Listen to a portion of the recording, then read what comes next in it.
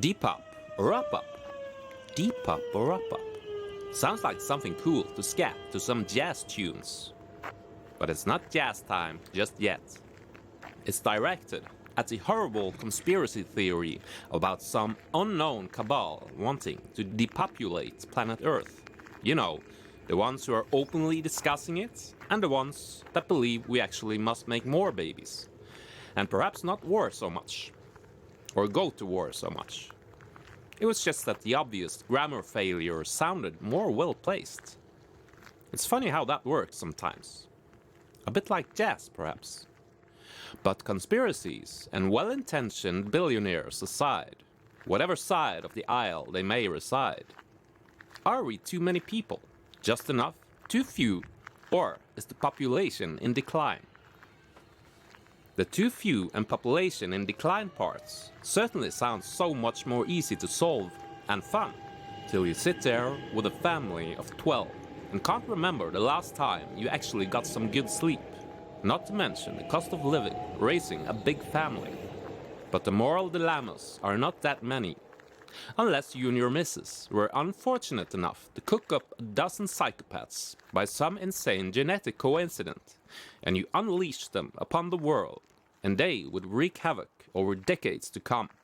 And imagine if they went into business and made it, and then got bored and looked for new challenges, like changing the world to become a better place for us or them or whatever.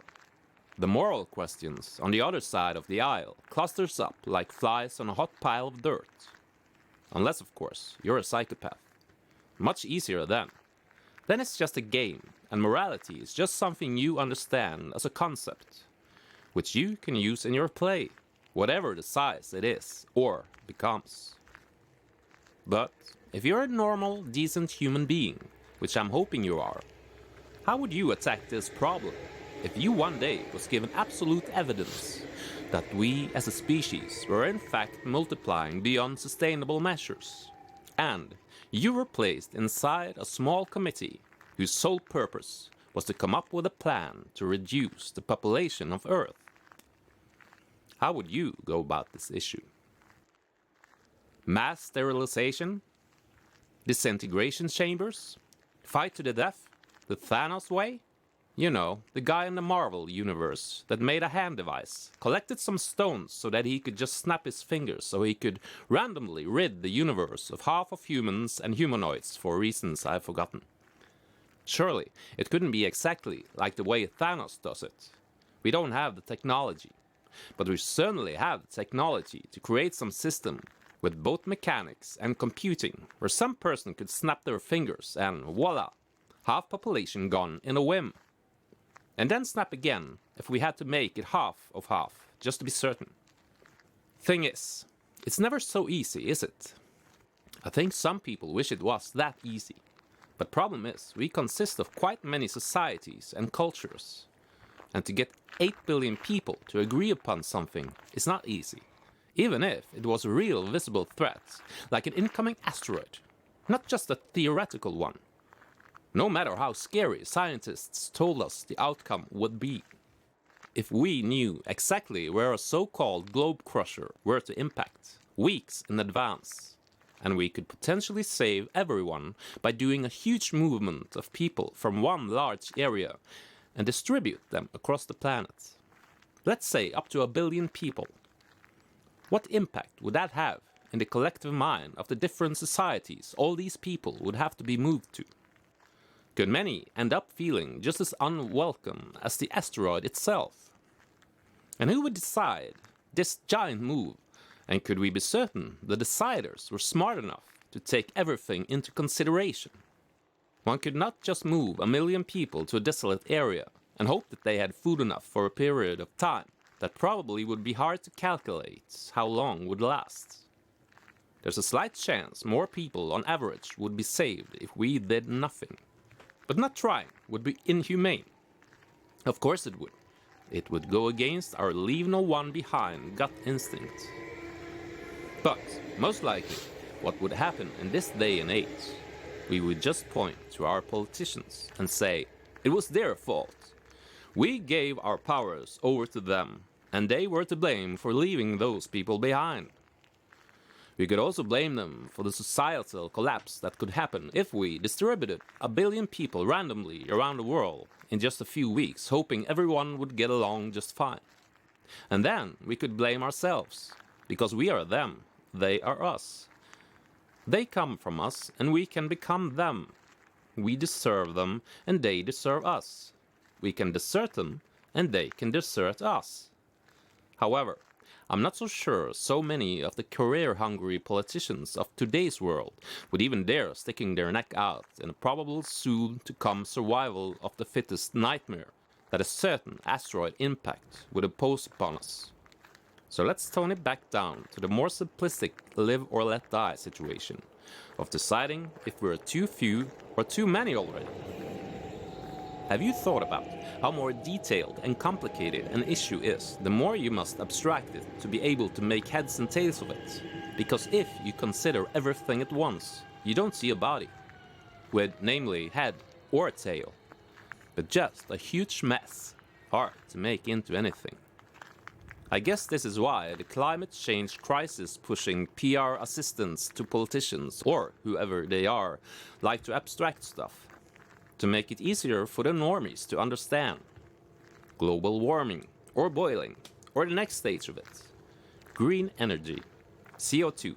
In fact, let's just omit the O2, it's just confusing. Let's just say carbon. Just a few words, and I'm just so more informed already. Thanks, media. It makes me think of a video I saw recently with Carl Sagan giving his take on the state of humanity when it comes to knowledge of the world at large. It was an interview with Charlie Rose he did some decades ago. Wise words from the great Sagan follows. My feeling is that it's not that pseudoscience or superstition and New Age so-called beliefs or fundamental zealotry is something new. They've been with us for as long as we've been human. But we live in an age based on science and technology with formidable technological powers. And if we don't understand it, by we, I mean the general public, if it's something that, oh, I'm not good at that, I don't know anything about it, then who's making all the decisions about science and technology that determine what kind of future our children live in? Just some members of Congress? But there's only a handful of members of Congress with any background in science at all. And this was an excerpt from an interview he did almost 30 years ago, mind you. How much further haven't we gotten now, technology-wise? And how many are they now in Congress with science background? Or in any parliaments around the world? Or in society in general? Who has even read anything more advanced than half an article in a popular science magazine that makes sure to abstract stuff so people can read it more easily, or else they would never bother to buy the magazine in the first place? What's the chance that we could find the right people to rebuild a society back to its former technological glory after some catastrophic event took away a huge amount of people with crucial knowledge that nobody else bothered to study? And not even out of sheer curiosity. Even if all the information on how to do it survived. It's not like just reading the instructions for building an IKEA coffee table or something. Sagan also warned us about greenhouse gas emissions, but was he also aware of what double-edged sword he handed to us? Yes, we can off ourselves as a species in so ridiculously many ways these days. But if we have no idea about the science behind it, and let our peers, politicians, just as unknowing as ourselves, and remember they are us, we are them, the power to solve this, and also remember, can you actually remember when a solution to a problem in the West, at least, was not a political decision? You know what?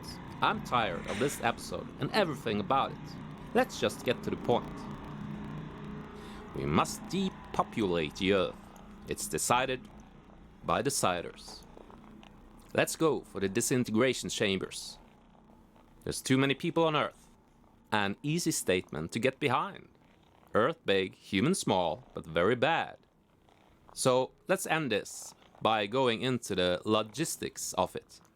Everyone must contribute. Let's send out delegations.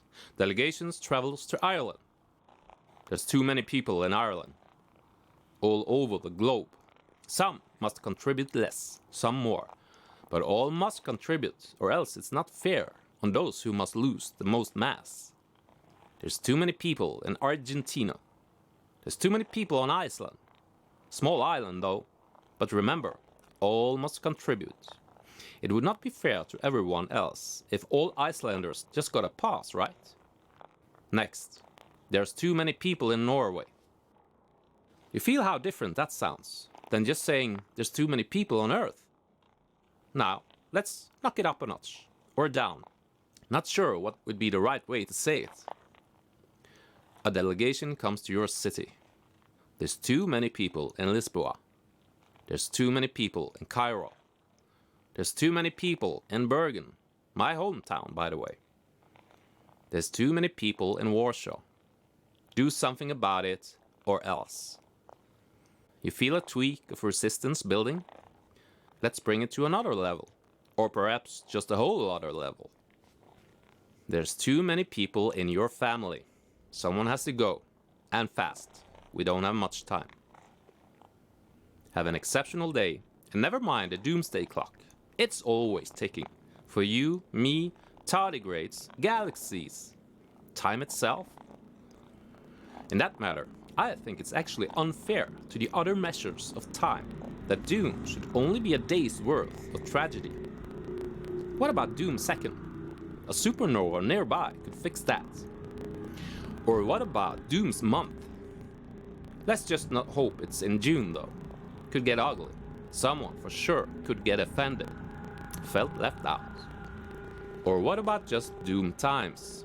Where there's a lot of tossing and turning, and flooding and burning. We learn to live with it, and advance ourselves in a challenging doom time, and perhaps, and most likely, come out on the other side as new, improved, shiny, happy people.